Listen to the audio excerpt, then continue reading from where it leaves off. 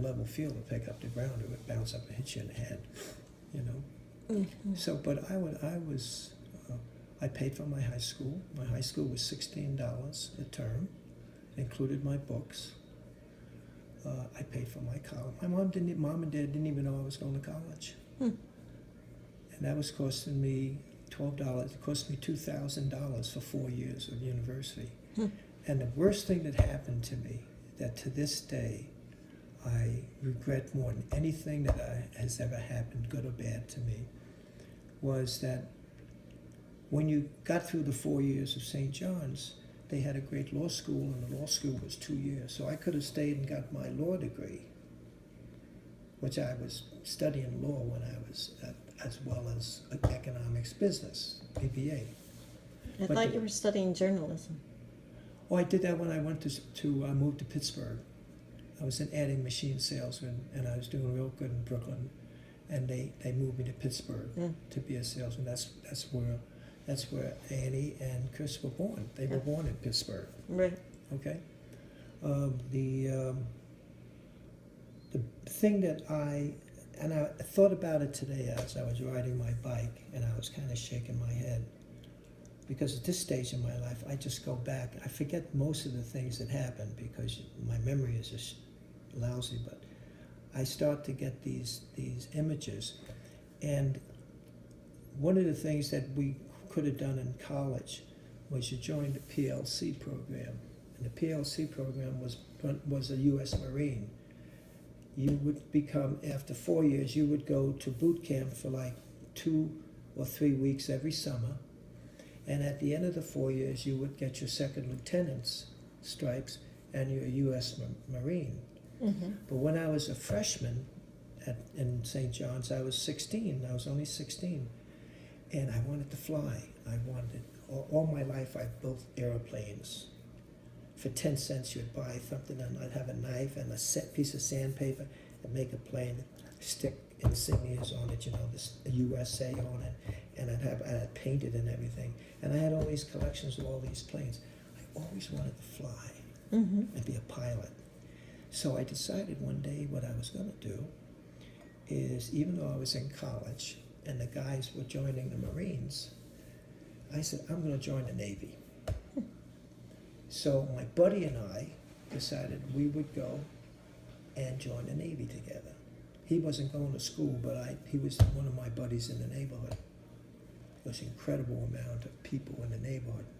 We would have 10, 20, 30 people together on a block, boys and girls. Never be away, always be talking baseball, stuff like that. I was at Floyd Bennett Field, which was a bus ride from where I lived in Brooklyn. And I was second in line, and my buddy was behind me. And I said, he's supposed to be 17 to join. And he says, don't tell him. Just tell him you're 17. They're not going to check Bob, okay? Because it was during the Korean War. So there I am, I'm second in line, and all of a sudden he tapped me on the shoulder and he says, Bob, is that your mother running down the field? And I looked, and there was Iris Pates with the stick. Billy was already in Korea. He was seeing action in Korea. Okay. She hit me in the back with this goddamn stick, and I thought she was going to kill me. Then she hit me in the back of the legs. She said, and I'm ready to become a naval pilot there. Go to the Navy and study to be an aviator. She says, your brother's in Korea, and you're not going to go to Korea, and you're going to college now. You get home, and she was running after me, hitting me with this goddamn stick. And she was only like 4'11". She's this big. But she was a pisser. That's funny. She was a pisser. So you never did get to fly, huh? I never flew. And I thought about it today as I was riding the bike. Right. I thought about it, and I said to myself, and the bike is, going downhill, and I'm just cruising along, because I ride the road now. I don't bother riding that path, because every time you hit a break in the contract, you feel like your wheel's going to come off. So I ride the road, and it's fine. cars go by you, they don't bother you when you're on the road, as long as you're staying right. And I'm going along, I'm saying to myself, I could be flying and have an open cockpit, just like I am now, riding this bike. I don't know about an open cockpit, but So as I graduated into the world and I became a trainer of older people, and for 12 years I took care of people up to 110 years of age. And I was working two communities, one in the morning, one in the afternoon. I had 100 people I had to take care of it in a day, and I had a block in between the facilities. And I met a man who was 92 years of age, and he was a pilot. And he was flying off of a carrier in one of these Hellcats, big cat with the propeller. And he was flying over Iwo Jima at the end of the war. And his job was just to cruise around and make sure, that everything was okay. And he had the cockpit open, he was smoking a cigar. A couple of his buddies were flying with him. Just a unique man talking to him. I mean, he was just a beautiful man, And I'd be helping him because he had peripheral artery disease in his legs. He had a lot of neuropathy, and I was taking care of him, and we got to be good friends. He says all of a sudden this Jap kamikaze plane came down on him out of nowhere, took the back of his plane off, and he says, I pulled my Jap to catapult. He says, I catapulted out.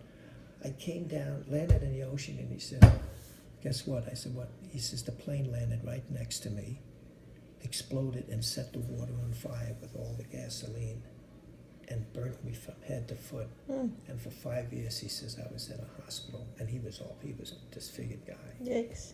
Just lucky you made it out. Yeah. But he died about a year afterwards. But I look at that. It's a story. I had a storybook childhood, and I had a lot of chance. The thing that I found about being in business and being a successful business, you have to have a corporate curve, and I never did, because my thing is that I could turn places around. I could do incredible things as a businessman, but I was too nice a guy. I really liked people, being with people, and I took care of them, and I didn't protect myself, and that's what happened to me at CBS. I didn't protect myself. I kept other people, and I always was promoting them. And when they sold it, Larry Tisch, who owns Lowe's, Lowes, and Boulevard, he had 26% stock of CBS, and he sold it. He sold it to Westinghouse, which is owned by Pittsburgh Plate Glass. And they came in and they terminated me. And out of 18 stations that CBS only owned and operated 18 stations, Boston, New York, Dallas, Los Angeles, San Francisco, big stations. I was number 2 in the country, and I was a standalone FM station, making more money than WCCO in Minneapolis and WBBM in Chicago. I made a bigger profit, And I got canned because they had somebody from Pittsburgh Plate Glass that was a favorite son, who was a complete asshole, and they gave him my job. So I was terminated. Without cause. It was just I was replaced. And apologies were given to me after 5 years. And that's why I had $3 million worth of stock, and they took it from me. So in 10 years of my options, I was getting 25,000 shares a year, and I was making $165,000 years. Wow. So I don't have anything other than a Chapter 7 now. Right. So now I get stuff like this. And